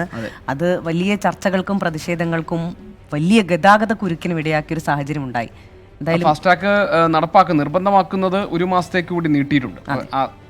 കാലം അതിന്റെ സമയപരിധി 1 മാസത്തേക്ക് കൂടി നീട്ടിയിട്ടുണ്ട്. ശരി. അപ്പോൾ എനിക്ക് തോന്നുന്നു ഈ ഫാസ്ടാഗുമായി ബന്ധപ്പെട്ട കാര്യത്തിൽ നിമി എനിക്ക് തോന്നുന്നു അതിൽ വലിയ പ്രതിഷേധം ഉണ്ടാകുന്നുണ്ട്. ഇന്ന് പാലിയേക്കര ടോൾ പ്ലാസയിൽ CPIയുടെ നേതൃത്വത്തിൽ സമരം നടക്കുന്നുണ്ട്, പ്രതിഷേധങ്ങൾ ഉയരുന്നുണ്ട്. അപ്പോൾ ആളുകൾക്ക് ഇത് എങ്ങനെ ബാധിക്കും എന്നുള്ളൊരു പ്രശ്നമുണ്ട്. അപ്പോൾ ഏതായാലും നമുക്ക് അതിൻ്റെ മറ്റു വിശദാംശങ്ങളിലേക്ക് വരാം. അപ്പോൾ കേരളത്തിൽ ഇപ്പോൾ ചർച്ചയായിക്കൊണ്ടിരിക്കുന്ന മറ്റൊരു വാർത്തയിലേക്ക് ആദ്യം പോകാം. അതെ, അതൊരു ആലപ്പുഴയിൽ നിന്നുള്ളൊരു വാർത്തയാണ്, ഒരു ആഡംബര വിവാഹവുമായി ബന്ധപ്പെട്ട വാർത്തയാണ്. മകന്റെ വിവാഹത്തിന് ആഡംബര സൽക്കാരമൊരുക്കിയ CPIM ഏരിയ കമ്മിറ്റി അംഗത്തെ പാർട്ടിയിൽ നിന്ന് സസ്പെൻഡ് ചെയ്തു. ആലപ്പുഴ കഞ്ഞിക്കുഴി ഏരിയ കമ്മിറ്റി അംഗം CV മനോഹരനെതിരെയാണ് നടപടി. മനോഹരൻ കൂടി പങ്കെടുത്ത യോഗത്തിലാണ് നടപടി പ്രഖ്യാപിച്ചത്. പാർട്ടിയുടെ പ്രഖ്യാപിത നിലപാടിന് വിരുദ്ധമായി വിവാഹ സൽക്കാരം ആഡംബരമായി എന്ന വിലയിരുത്തലിന്റെ അടിസ്ഥാനത്തിലാണ് CV മനോഹരനെതിരായ നടപടി. ഇന്നലെ ചേർന്ന ഏരിയ കമ്മിറ്റിയുടെ പ്രത്യേക യോഗമാണ് മനോഹരനെ 6 മാസത്തേക്ക് സസ്പെൻഡ് ചെയ്യാൻ തീരുമാനിച്ചത്. ചേർത്തല അരീപ്പറമ്പിൽ 14 വൈകുന്നേരമായിരുന്നു വിവാഹ സൽക്കാരം. DJ പാർട്ടിയും ഒരുക്കിയിരുന്നു. ഇതിൽ പങ്കെടുത്ത ചിലർ തമ്മിൽ വാക്കേറ്റവും തമ്മിലടിയും ഉണ്ടായതായും സൂചനകളുണ്ട്. ഇതേ തുടർന്ന് മേഖലയിലെ ചില വീടുകൾ ഇന്നലെ ആക്രമിക്കപ്പെട്ടിരുന്നു. ഇതാണ് പൊടുന്നനെയുള്ള നടപടിയിലേക്ക് പാർട്ടിയുടെ ശ്രദ്ധ ക്ഷണിച്ചത്. അതേസമയം താനല്ല മകനാണ് സൽക്കാരമൊരുക്കിയെന്ന വിശദീകരണം മനോഹരൻ ഏരിയ കമ്മിറ്റി യോഗത്തിൽ നൽകി. എന്നാൽ ഇത് നേതൃത്വം മുഖവിലക്കെടുത്തില്ല. വിവാഹ സൽക്കാരത്തിലെ ധൂർത്ത് സമൂഹത്തിന് നൽകുന്ന സന്ദേശം തെറ്റാണെന്നും നേതാവിന് യോജിച്ച സമീപനമല്ല മനോഹരന്റെ ഭാഗത്തു നിന്നുണ്ടായതെന്നും ഏരിയ കമ്മിറ്റി വിലയിരുത്തി. തുടർന്നായിരുന്നു അച്ചടക്ക നടപടിക്കുള്ള തീരുമാനം. ഈ മാസം 12-ന് വധുഗ്രഹത്തിലായിരുന്നു നഴ്സായ മകന്റെ വിവാഹം നടന്നത്. 24 ആലപ്പുഴ. ടോൾ പ്ലാസയുമായി ബന്ധപ്പെട്ട വിഷയത്തിലേക്ക് നമുക്ക് വരാം. തൃശൂർ പാലിയേക്കര ടോൾ പ്ലാസയിൽ 2 ദിവസത്തിനകം എല്ലാ ട്രാക്കുകളിലും ഫാസ്ടാഗ് സിസ്റ്റം നടപ്പാക്കുമെന്ന് ടോൾ അധികൃതർ അറിയിച്ചിട്ടുണ്ട്. ഫാസ്ടാഗ് ഇല്ലാതെ വരുന്ന വാഹനങ്ങളിൽ നിന്ന് അധിക തുക ഈടാക്കുമെന്നും ടോൾ അധികൃതർ വ്യക്തമാക്കുന്നു. അതേസമയം നടപടി പിൻവലിക്കണമെന്നാവശ്യപ്പെട്ട പ്രതിഷേധം തുടരുകയാണ്. നിലവിൽ പാലിയേക്കര ടോൾ പ്ലാസയിലെ 6 ട്രാക്കുകളിലും ഫാസ്ടാഗ് സിസ്റ്റം സജ്ജീകരിച്ചു കഴിഞ്ഞു. 2 ട്രാക്കുകളാണ് ഇന്ന് ഫാസ്ടാഗ് എടുത്ത വാഹനങ്ങൾക്ക് കടന്നുപോകാനായി പ്രത്യേകം സജ്ജീകരിച്ചിരിക്കുന്നത്. 2 ദിവസത്തിനകം ഇത് എല്ലാ ട്രാക്കുകളിലും നടപ്പാക്കാനാണ് തീരുമാനം. ഇന്ന് ഈ നിമിഷം വരെയും 2 ലെയിൻ ഫാസ്ടാഗും ബാക്കിയുള്ളത് ഹൈബ്രിഡ് ലൈനുമായിട്ടാണ് നിൽക്കുന്നത്. ഇനിയിപ്പോൾ അടുത്തൊരു മണിക്കൂറിനുള്ളിൽ 3 ലൈനാക്കും, പിന്നെ 4 ലൈനാക്കും. അങ്ങനെ ഇന്നിൻ്റെ വൈകിട്ടാകുമ്പോഴേക്ക് ട്രാഫിക്കും അതിൻ്റെ മറ്റ് കണ്ടീഷൻസും എല്ലാം നോക്കിക്കൊണ്ട് ഞങ്ങളിതിനെ ഗവൺമെൻറ് പറഞ്ഞ രീതിയിൽ തന്നെ നടപ്പാക്കാനാണ് ചിന്തിച്ചു വെച്ചിരിക്കുന്നത്. കൂടുതൽ ആളുകൾ ഫാസ്ടാഗിലേക്ക് മാറാനുള്ളത് കണക്കിലെടുത്ത ജനുവരി 15 വരെ സമയം നീട്ടി നൽകിയെങ്കിലും നിലവിൽ ഫാസ്ടാഗ് ഘടിപ്പിക്കാതെ ലൈനിലെത്തുന്നവരിൽ നിന്ന് അധിക തുക ഈടാക്കാതെ നിർവാഹമില്ലെന്നാണ് അധികൃതർ പറയുന്നത്. വിഷയത്തിൽ വലിയ പ്രതിഷേധമാണ് ഉയരുന്നത്. ജനദ്രോഹ നയം പിൻവലിക്കണമെന്നാവശ്യപ്പെട്ട CPIയുടെ നേതൃത്വത്തിൽ ആമ്പലൂരിൽ നിന്ന് പാലിയേക്കര ടോൾ പ്ലാസയിലേക്ക് മാർച്ച് നടത്തി. മാർച്ച് ടോൾ ബൂത്തിന് മുൻപ് പോലീസ് തടഞ്ഞു. CPI തൃശൂർ ജില്ലാ സെക്രട്ടറി KK വത്സരാജ മാർച്ച് ഉദ്ഘാടനം ചെയ്തു. 24 തൃശൂർ. തിരുവനന്തപുരത്ത് നിന്ന് ഇന്ന് വന്നൊരു വാർത്ത, അത് ഒരുപക്ഷെ കേരളത്തിൽ ഇപ്പോൾ പലയിടങ്ങളിലും നമ്മൾ എല്ലാവർക്കും വീടുണ്ടെന്നും എല്ലാവർക്കും ഭക്ഷണം ലഭിക്കുന്നുണ്ടെന്ന് പറയുമ്പോഴും അതില്ലാതെ സ്വന്തമായൊരു വീട് പോലും ഇല്ലാതെ ഒരുപാട് ആളുകൾ നമുക്കിടയിലുണ്ട്. അതെ, തിരുവനന്തപുരത്ത് നിന്നുള്ള വാർത്തയാണ്. കേരളം കൈവരിച്ച സാമൂഹിക നേട്ടങ്ങൾക്ക് മുന്നിൽ ചോദ്യചിഹ്നം ഉയർത്തുകയാണ് നെടുമങ്ങാടുള്ള ഒരു 75-കാരൻ. കഴിഞ്ഞ 30 വർഷത്തിലധികമായി പാലത്തിനടിയിൽ ചാക്കുകളും ഫ്ലക്സ് ബോർഡുകളും കൊണ്ട് കെട്ടിമറച്ച കൂരയിലാണ് ചെല്ലപ്പന്റെ അന്തിയുറക്കം. ഒറ്റയ്ക്ക് താമസിക്കുന്നതിനാൽ വീടോ സ്ഥലമോ നൽകാനാവില്ല എന്നതാണ് അധികൃതരുടെ വാദം. മനുഷ്യത്വം മരവിക്കാത്തവരുടെ കരളലിയിക്കും ഈ മനുഷ്യന്റെ ജീവിതം. തിരുവനന്തപുരം ജില്ലയിലെ പഴകുറ്റി എന്ന പ്രദേശത്താണ് ഞാൻ നിൽക്കുന്നത്. നെടുമങ്ങാട് നിന്ന് വെമ്പായത്തേക്ക് പോകുന്ന പ്രധാന റോഡ്. ഈ പാലത്തിന് മുകളിലൂടെ ദിവസവും 100 കണക്കിന് വാഹനങ്ങളാണ് കടന്നു പോകുന്നത്. നിരവധി ആളുകളാണ് സഞ്ചരിക്കുന്നത്. എന്നാൽ ഈ പാലത്തിനു താഴെ ഒരു ജീവിതമുണ്ട്. കഴിഞ്ഞ 30 വർഷമായി ഈ പാലത്തിനടിയിൽ അഭയം പ്രാപിച്ചിരിക്കുന്ന ഒരാളുണ്ട്. പരിചയപ്പെടാം അദ്ദേഹത്തിൻ്റെ ജീവിതത്തെ.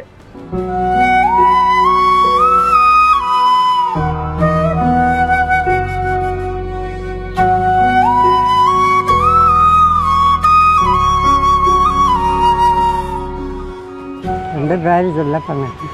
ഇവിടെ വന്ന വെച്ച് 10-30 കൊല്ലമായി.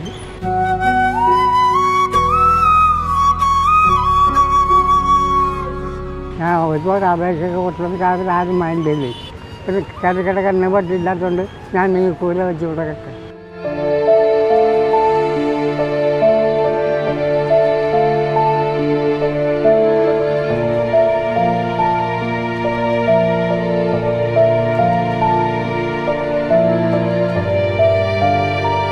കവർ വാങ്ങി നമ്മൾ കമ്പൊക്കെ വെച്ച് കെട്ടിയിട്ട് അതിൻ്റെ പുറത്തോടെ വെച്ച് കെട്ടി. അടിയിൽ കമ്പാണ്. ഒരാളിനെ അങ്ങോട്ടും ഇങ്ങോട്ടും പിരിഞ്ഞും കിടക്കണ്ടാവും. അല്ല കിടക്കാൻ വഴിയില്ലാത്തതുകൊണ്ട് അത് ചെയ്തു. എനിക്ക് എങ്ങോട്ടെങ്കിലും ഇപ്പം സ്ഥലം കിട്ടിയാൽ ഞാൻ അങ്ങോട്ട് മാറാം.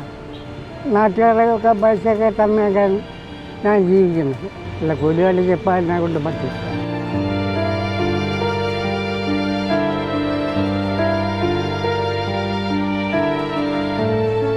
മഴ വരുമ്പം ഒരു നീ നാട്ടുകാരൻ ഞാൻ അപ്പോഴൊക്കെ ഈടെ വെട്ടി പൊട്ടിച്ചങ്ങ് കയറി.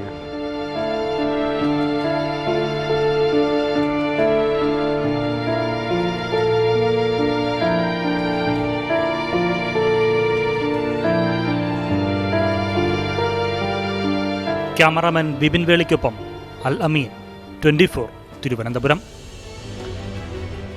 ഇനി ദേശീയ സ്കൂൾ കായികമേളയിൽ കേരളത്തെ സംബന്ധിച്ച് അഭിമാന നിമിഷമാണ് അല്ലെ. ദേശീയ സ്കൂൾ കായികമേളയിൽ കേരളത്തിനാണ് ഓവറോൾ കിരീടം. അവസാന ദിനമായ ഇന്ന് മെഡലുകൾ വാരിക്കൂട്ടിയാണ് കേരളം മേള സ്വന്തമാക്കിയിരിക്കുന്നത്. പെൺകുട്ടികളുടെ 4x100 മീറ്റർ റിലേയിലും ആൺകുട്ടികളുടെ 4x100 മീറ്റർ റിലേയിലും ഇന്ന് സ്വർണം നേടി. സബ് ജൂനിയർ മീറ്റുകൾ അവസാനിച്ചപ്പോൾ കേരളം 27 പോയിന്റ് പിന്നിലായിരുന്നു. സീനിയർ വിഭാഗത്തിന്റെ മികവിലാണ് ഓവറോൾ കിരീട നേട്ടം. റിലേയിലും മെഡൽ നേടിയതോടെ ആൻസി സോജൻ മീറ്റിലെ 4ാം സ്വർണം സ്വന്തമാക്കി. ആൻസിയാണ് സീനിയർ മീറ്റിലെ താരം.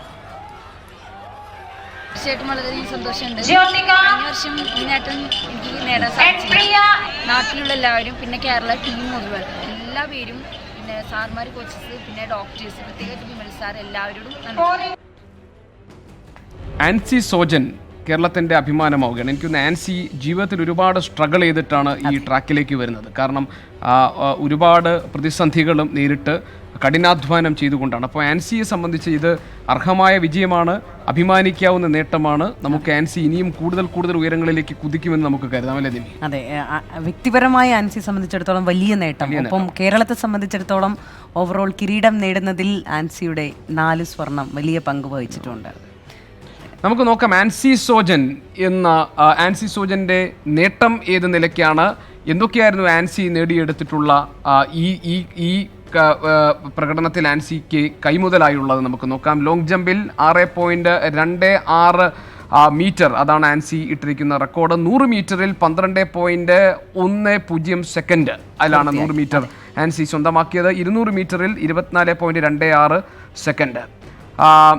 4x100 മീറ്റർ റിലേയിലും ആൻസി വിജയം നേടി. അങ്ങനെ മെഡലുകൾ വാരിക്കൂട്ടിയാണ് കേരളത്തിൻ്റെ ഓവറോൾ കിരീടം, കേരളത്തിന് ഓവറോൾ പട്ടം എന്ന നിലയിലേക്ക് കേരളത്തെ ഉയർത്തിയതും ആൻസിയുടെ മികവാർന്ന പ്രകടനമാണ്. ഒരുപക്ഷെ 5 സ്കൂൾ മീറ്റുകൾ, അതിൽ 10 സ്വർണം നേടിയിട്ടുണ്ട്, 2 വെള്ളിയും 1 വെങ്കലവും. അതാണ് മെഡൽ നേട്ടം.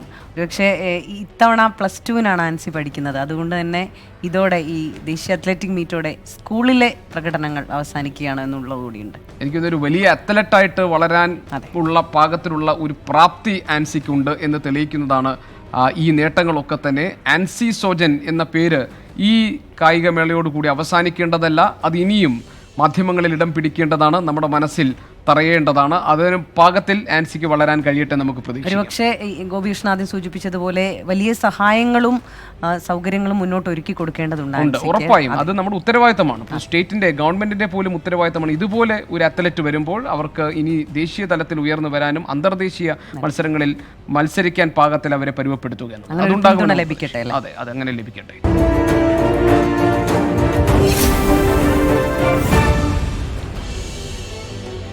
ന്യൂസ് ട്രാക്ക് 170 വീണ്ടും മറ്റു വാർത്തകൾ നോക്കാം അല്ലേ നിമി? അതെ, മലയാള സിനിമകൾ ഇപ്പോൾ റിലീസ് ചെയ്യുമ്പോൾ അതിൻ്റെ അണിയറ പ്രവർത്തകർ ആദ്യം പറയുന്നത് പ്രേക്ഷകരോട് തിയേറ്ററിൽ പോയി സിനിമ കാണണം എന്നാണ്.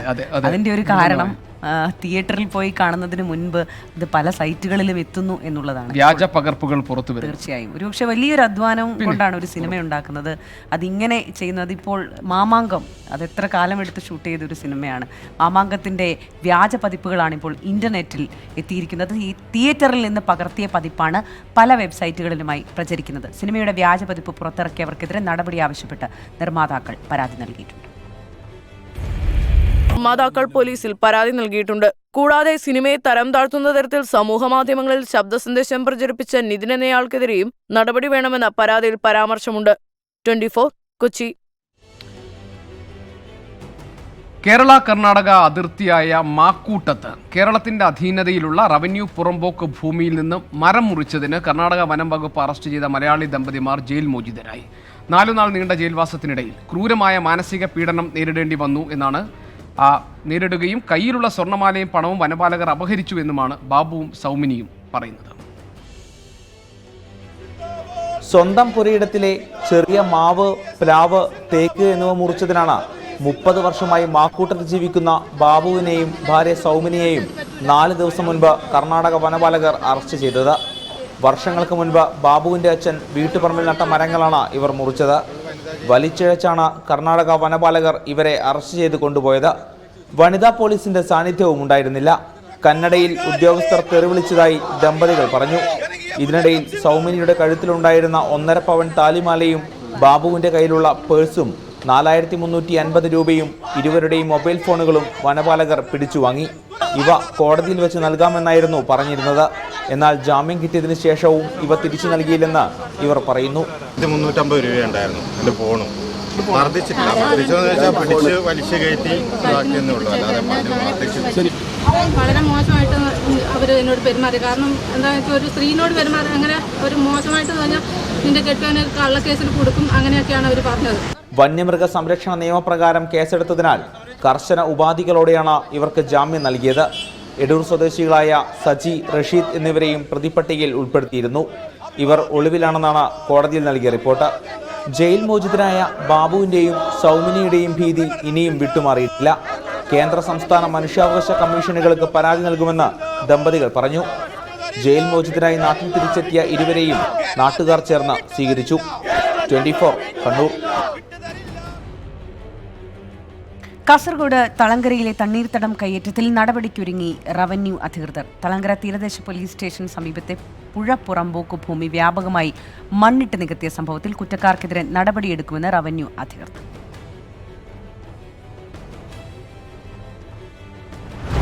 കാസർഗോഡ് തളങ്കരയിൽ തീരദേശ പോലീസ് സ്റ്റേഷൻ സമീപത്തെ തണ്ണീർത്തടം നിയമങ്ങളെല്ലാം കാറ്റിൽ പറത്തിക്കൊണ്ട് മണ്ണിട്ട് നികത്തി കയ്യേറാനുള്ള ശ്രമം കഴിഞ്ഞ ദിവസം 24 വാർത്തയാക്കിയിരുന്നു. പിന്നാലെയാണ് സംഭവത്തിൽ റവന്യൂ അധികൃതർ ഇടപെടുന്നത്.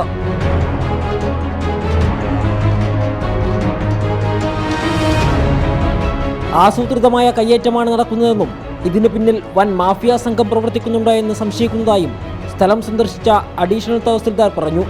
ഇക്കാര്യത്തിൽ പോലീസുമായി സഹകരിച്ച് ആവശ്യമായ നടപടികൾ സ്വീകരിക്കുമെന്നും 2 ദിവസത്തിനകം കയ്യേറ്റം സംബന്ധിച്ച റിപ്പോർട്ട് കളക്ടർക്ക് സമർപ്പിക്കുമെന്നും അഡീഷണൽ തഹസിൽദാർ വ്യക്തമാക്കി. അപ്പോൾ നമുക്കൊരു അന്വേഷണം നടത്തണം. പോലീസിൻ്റെ സഹായം ജില്ലാ ഭരണകൂടത്തിൻ്റെ കളക്ടറുടെ ശ്രദ്ധയിൽ കാര്യങ്ങൾ പെടുത്തും. അതിനുശേഷം ഒരു തീരുമാനം ഉണ്ടാക്കി ഇതിൽ വേണ്ട നടപടികൾ തീർച്ചയായിട്ടും ഉണ്ടാവും. വളരെ കൃത്യമായ രീതിയിലുള്ള ആസൂത്രിതമായ എന്താ പറയണ്ടേ ഈ ഭൂമിയുടെ ജൈവ സ്വഭാവം തന്നെ നശിപ്പിക്കുന്ന രീതിയിലൊരു ഇടപെടലാണ് ഉണ്ടായിട്ടുള്ളത്. നമുക്ക് ബോധ്യപ്പെടുന്നുണ്ട്. കടലോര സംരക്ഷണത്തിനും കടൽ തീര ശുചീകരണത്തിനും നിരവധി പരിപാടികളും നിയമങ്ങളും നടപ്പാക്കുമ്പോഴാണ് നിയമങ്ങൾ കാറ്റിൽ പറത്തിക്കൊണ്ട് കാസർഗോഡ് തളങ്കരയിൽ കടലോരം കയ്യേറാൻ വ്യാപകമായി ശ്രമം നടക്കുന്നത്. യാതൊരു നിയന്ത്രണവുമില്ലാതെയാണ് ലോഡ് കണക്കിന് മണ്ണും കെട്ടിടാവശിഷ്ടങ്ങളും തള്ളി തണ്ണീർത്തടം പൂർണ്ണമായും നികത്താനുള്ള നീക്കം. രഞ്ജിത്ത് മന്നിപ്പാടിക്കൊപ്പം ആനന്ദ് കുട്ടില, 24 കാസർഗോഡ്. സർഗാത്മക വിമർശനത്തിന്റെ അമരക്കാരൻ KP അപ്പന്റെ ഓർമ്മകൾക്ക് 11 വയസ്സ്. യാഥാസ്ഥിതിക വിമർശന പദ്ധതികളെ അട്ടിമറിച്ച് KP അപ്പൻ നടത്തിയ ജൈത്രയാത്ര മലയാള സാഹിത്യത്തിന്റെ ചരിത്ര സാക്ഷ്യം കൂടിയാണ്. കാലപ്രവാഹത്തിലെ നീന്തൽക്കാരനാണ് കവി. അയാൾ പെട്ടെന്ന് ക്ഷീണിതനാകുന്നു. അതിനാൽ കവി പെട്ടെന്ന് മരിക്കുന്നു. സമയപ്രവാഹവും സാഹിത്യകലയും എന്ന കൃതിയിൽ KP അപ്പൻ നടത്തിയ നിരീക്ഷണമാണിത്. വിമർശനകലയെ സർഗാത്മകവും കാവ്യാത്മകവുമാക്കിയ KP അപ്പന്റെ കാര്യത്തിലും ഈ നിരീക്ഷണം ഏറെ ചേർന്നു നിൽക്കുന്നതാണ്. 1972 എഴുതിയ ക്ഷോഭിക്കുന്നവരുടെ സുവിശേഷം എന്ന ലേഖന സമാഹാരത്തിലൂടെയാണ് KP അപ്പൻ മലയാളത്തിലെ സാഹിത്യ നിരൂപണ രംഗത്ത് ഒരു പുതിയ യുഗത്തിന് തന്നെ തുടക്കം കുറിച്ചത്. സാഹിത്യ വിമർശനം സൗന്ദര്യ അനുഭൂതിയായി വായനക്കാരെ ത്രസിപ്പിക്കുന്നതും അമ്പരപ്പിക്കുന്നതും അപ്പനിലൂടെ മലയാള ഭാഷ കണ്ടു. സുകുമാർ അഴീക്കോട് KP അപ്പന്റെ ഭാഷയെ വിശേഷിപ്പിച്ചത് സ്വർഗീയ മുദ്രയുള്ള മലയാള ഭാഷ എന്നായിരുന്നു.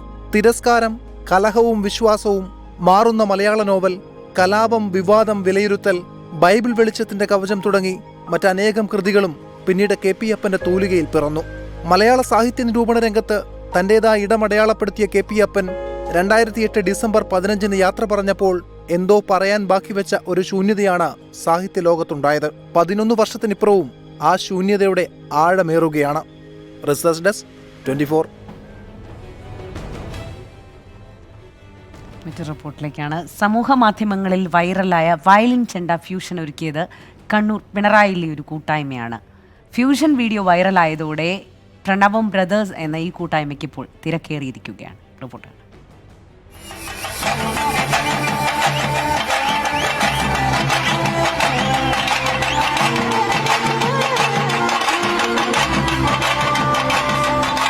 കൂത്തുപറമ്പിനടുത്തുള്ള മൂര്യാടുകാവിലെ ഉത്സവത്തിനിടെ അവതരിപ്പിച്ച ഈ ഫ്യൂഷനിലൂടെയാണ് പിണറായിയിലെ പ്രണവം ബ്രദേഴ്സ് എന്ന കൂട്ടായ്മ ശ്രദ്ധിക്കപ്പെട്ടത്.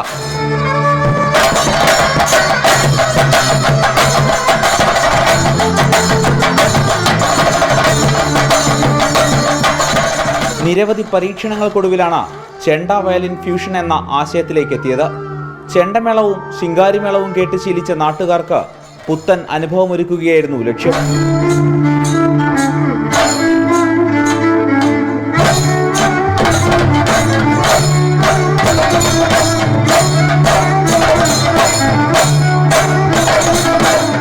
ഉത്സവങ്ങൾക്കൊപ്പമുള്ള ആഘോഷ പരിപാടികളും നാട്ടിലെ മറ്റു പൊതുപരിപാടികളുമാണ് ഈ കൂട്ടായ്മയുടെ വേദികൾ. നിന്നൊരു വെറൈറ്റി വേണമെന്നുള്ള ആവശ്യത്തിൽ ഞങ്ങൾ ആദ്യം നാസറം വെച്ച് ചെയ്തു നോക്കി. അപ്പോൾ അത് ജില്ലയിൽ മാത്രം ജനങ്ങൾ കുറച്ച് സ്വീകരിച്ചു. അങ്ങനെ ഇത്രയും ഒരു വലിയൊരു പബ്ലിസിറ്റി ഒന്നും കിട്ടിയില്ല. നമ്മളെ ടീമിൻ്റെ എല്ലാവരെയും ആവശ്യപ്രകാരം ഞാൻ തന്നെ അതിന് മുൻകൈ എടുത്ത് ഒരുപാട് ആൾക്കാർ ആയിട്ട് ബന്ധപ്പെട്ടിട്ടാണ് ബാലുപ്രസാദിനെ ഞങ്ങൾക്ക് കിട്ടിയത്. വയലിനുമായി ബാലപ്രസാദും കീബോർഡുമായി ആൻജോ ജോസും 20 അംഗ ചെണ്ട സംഘത്തിനൊപ്പം ചേർന്നതോടെയാണ് പരീക്ഷണങ്ങൾ വിജയിച്ചത്. ആദ്യം നമ്മൾ 1 മണിക്കൂർ വന്നതിന് ശേഷം ഉച്ചയ്ക്ക് 1 മണിക്കൂർ പ്രാക്ടീസ് ചെയ്തു. അത്രയായിട്ട് പ്രാക്ടീസായിട്ട് പറയാൻ പറ്റുള്ളൂ. അതിന് ശേഷം വൈകുന്നേരം നമ്മൾ പ്രോഗ്രാം ചെയ്തപ്പോൾ ഒരുവിധം കറക്റ്റ് കോർഡിനേഷനിൽ നമുക്ക് ചെയ്യാൻ പറ്റി. അങ്ങനെയാണ് സംഭവം ഇതിപ്പോൾ ആൾക്കാർ ഏറ്റെടുത്തത്. ആദ്യം ഒരു എക്സൈറ്റ്മെൻറ്റ് ഉണ്ടായിരുന്നു. പിന്നെ ഇവിടെ വന്ന് ഇവരായിട്ട് കൂടുതൽ ഇടപഴകി പ്രാക്ടീസൊക്കെ കഴിഞ്ഞപ്പോൾ പിന്നെ ഒരു എക്സൈറ്റ്മെൻറ്റായി. ഇത് കൂടുതൽ വിജയത്തിലോട്ട് പോയിക്കൊണ്ടിരിക്കുന്നു. ചെണ്ടയും വയലിനും ചേർത്തുള്ള ഫ്യൂഷൻ ഇവർ തുടങ്ങിയിട്ട് 1 വർഷത്തിലേറെയായി. നിരവധി ജനപ്രിയ ഗാനങ്ങളാണ് ഈ കൂട്ടായ്മ പുനരാവിഷ്കരിച്ചത്.